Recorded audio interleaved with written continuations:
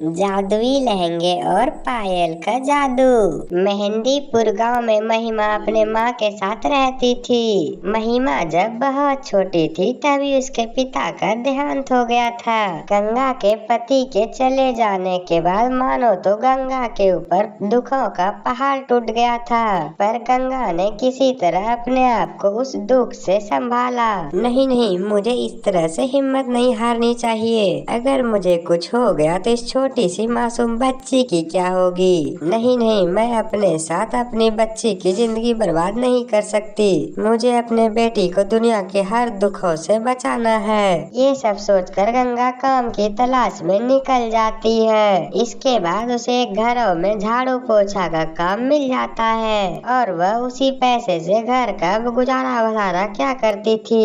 महिमा बचपन से ही बहुत अच्छी एवं संस्कारी थी। उसका चंचल व्यवहार सभी लोगों का दिल जीत लेता था, इसलिए उसे गांव में सभी लोग बहुत प्यार करते थे। इस तरह बहुत साल बीत जाते हैं और महिमा बड़ी हो जाती है और गंगा काम करते करते समय से पहले ही बूढ़ी हो चुकी थी। अरे माँ, आज आपको पता है आज मेरी सहेली की शादी थी, वहीं गई थी आज मैं। अरे वाह, क्या खाया मेरी बिटिया ने आज वहाँ? अरे माँ, मैंने वहाँ बहुत कुछ खाई, बड़ी वाली आइसक्रीम भी खाई। माँ, क्या मैं एक बात पूछूं? हाँ, पूछो, क्यों नहीं पूछ सकती मेरी बिटिया। क्यों माँ, लड़कियों की शादी करनी जरूरी है क्या?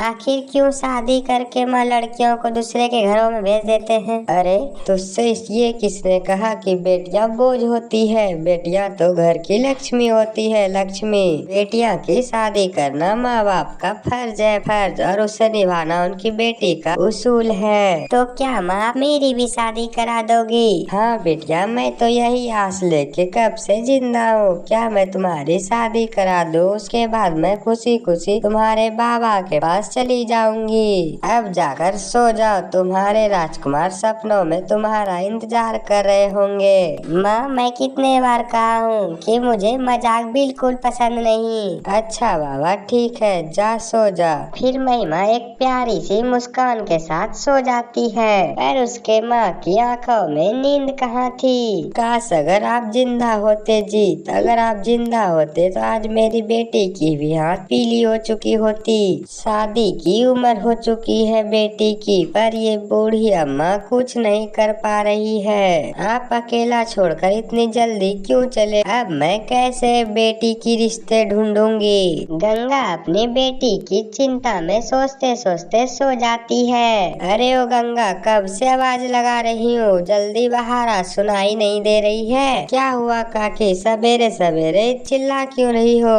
सवेरे सवेरे कोई दिक्कत है क्या? दिक्कत तो नहीं है, पर तू हाँ कहे तो सारी दिक्कत खत्म हो सकती है। काकी आप क्या बोल रही हो? मैं कुछ समझी नहीं, अभी समझाती हूँ। ऐसी खबर लाई हूँ जिसे सुनकर तू भी खुशी से झूम उठेगी। वो मेरा लखन है ना, विलायत से लौट आया है और वह पूरी पढ़ाई करके लौटा है और वह अब चाहता है कि गांव में ही डॉक्टरी कर गांव का सेवा करे। अच्छा, वो विलायत, वो तो बहुत भला है, बहुत अच्छा लड़का है लखन। काकी आपने अपने बच्चों को विलायत भेजकर भी गांव की संस्कृति जिंदा रखी, ये तो बहुत अच्छी बात है। मैं अभी महिमा को ये सब बता कर आती हूँ, महिमा बहुत खुश होगी क्योंकि वो दोनों बचपन की दोस्त है। अरे क्या सब दिन दोस्ती ही करवाती रहोगी? अब चलो शादी की तैयारी करो, जाकर शादी की तैयारी, क्योंकि हमारे लाखन को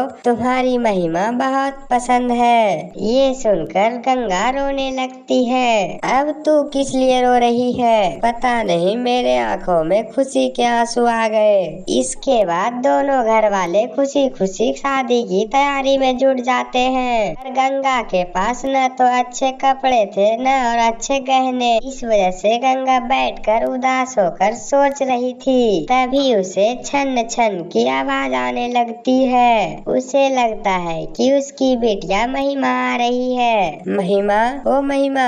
पर महिमा नहीं आने पर वह बाहर जाकर देखती है कि आखिर ये पायल की आवाज आ कहाँ से रही है। तभी वह जाकर देखती है कि एक पेड़ पर एक पायल टंगे हैं और जो हवा से हिल हिल कर वो छन छन की आवाज आ रही थी। तभी गंगा उस पायल को उतार कर अपने साथ घर ले आती है और पायल को रखकर खाना बनाने लगती है। खाना बनाते बनाते पायल की याद बिल्कुल भूल जाती है और शाम में जब सोने जाती है तो उसे अपनी पायल की याद आती है। तभी गंगा महिमा से कहती है, तुम्हारे लिए एक सरप्राइज है। क्या है माँ? वो अभी दे दो मुझे। क्या है सरप्राइज? नहीं बेटिया, मैं वो सरप्राइज तुम्हें सवेरे दे दूंगी। ठीक है माँ, अभी मैं सो जाती हूँ। के बाद महिमा सो जाती है। तभी गंगा उसके पैरों में पायल को बांध देती है, जिसके बाद घर में एक सुनहरे रंग के रंगों से भर जाता है। उसके बाद जैसे वो रोशनी खत्म होती है तो वो देखती है कि घर पूरे तरह से चमकीले गहने एवं पैसों से भर चुका है। साथ ही साथ एक सुंदर लहंगा भी है। यह सब देखकर गंगा बहुत खुश होती है और गंगा खुशी से नाचने लगती है। यहाँ तक कि गंगे भी बूढ़े से पूरी तरह जवान हो चुकी थी। उसके बाद गंगा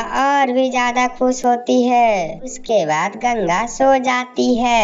जब अगले दिन सवेरे महिमा जगती है तो घर में बहुत सारा धन दौलत एवं सोने देकर उसके खुशी का ठिकाना नहीं रहता और उसे कुछ समझ नहीं आता कि ये आखिर ये सब हो कैसे रहा है। तभी वह अपनी माँ को जगा कर पूछती है, माँ इतनी सारे जेवर और लहंगे कहाँ से आए और मेरे पैर में एक पुरानी पायल क्यों बंधी है? तभी गंगा उसे सारी बातें बता देती है। तभी महिमा और लखन की शादी हो जाती है और सभी परिवार वाले खुशी खुशी रहने लगते हैं। तो दोस्तों, कैसी लगी हमारी कहानी? अच्छी लगी हो तो वीडियो को लाइक करके चैनल को सब्सक्राइब करना ना भूलें।